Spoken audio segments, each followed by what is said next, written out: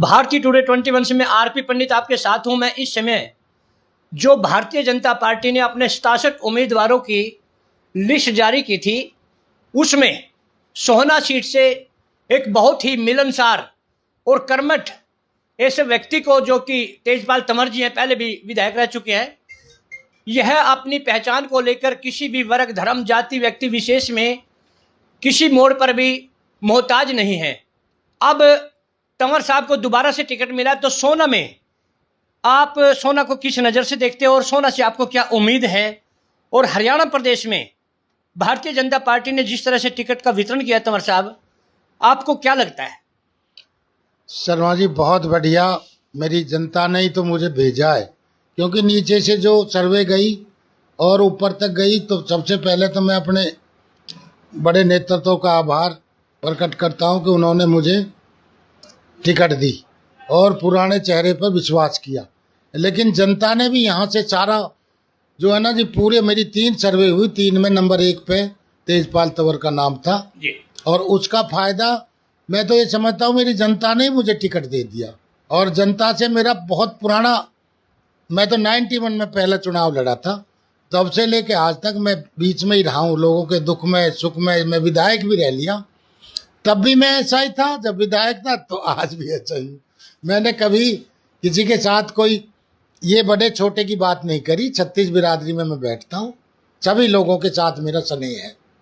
अच्छा तंवर साहब, एक बात और है कि जैसे जातिवाद को लेकर अगर हम बात करें तो हर नेता के साथ कोई ना कोई मुद्दे ऐसे जुड़ जाते हैं, लेकिन हल्का सोहना के बहुत से गांव में मैं गया हूं, आपके नाम पर कोई भी जातिवाद नहीं है किसी भी जाति में।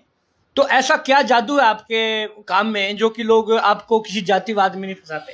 शर्मा जी, ऐसा कोई जादू नहीं है, काम करने की शैली है। मैंने सभी लोगों के बीच में बैठ के, जो हमारे सामाजिक सिस्टम है उसके हिसाब से हम रहे। 36 बिरादरी में मेरे क्षेत्र में 70,000 वोट मुस्लिम वोट भी है, उनको भी मैंने उतना ही माना जितना और अपने हिंदू भाइयों को माना। और 36 बिरादरी के सरपंच मेरे पास आते थे, सबको एक समान तो मैंने जो ना ग्रांट दीजिए, सब गांवों में उसी हिसाब से काम कराए, कहीं कोई भेदभाव की बात नहीं रही।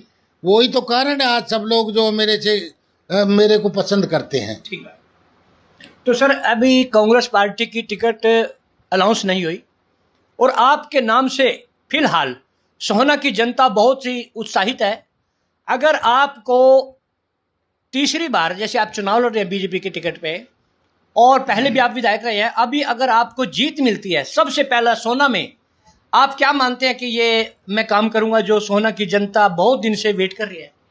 बिल्कुल जी, बिल्कुल। जो अभी तक जनता के काफ़ी काम पीछे छूट गए, 5 साल कोरोना में निकल गया, बीमारी में निकला है, तो उस समय पिछले विधायक काम नहीं कर पाए, कोई भी और भी कोई कारण रहा होगा।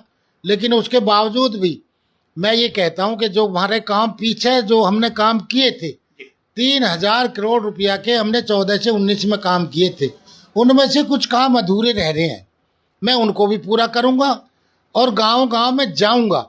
जो लोगों की अहम मांग होगी उनको मैं आने वाले समय में पूरा करूँगा। रोडों की बहुत बुरी हालत है आज हमारे क्षेत्र में, सबसे पहले रोडों को टनाटन करूँगा जी।